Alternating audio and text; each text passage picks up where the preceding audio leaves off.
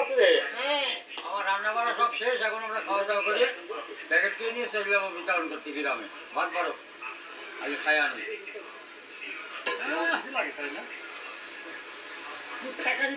হ্যাঁ দেখবেন মানে কি খাবো তো ওইটা।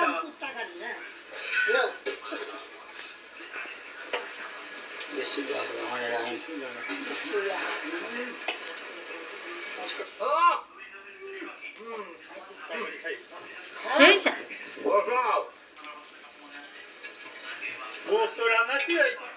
সবচেয়ে ভালো লাগতেছে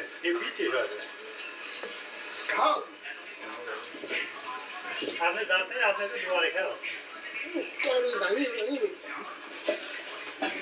3 চাচার রান্না সেই স্বাদ, সেই মজা।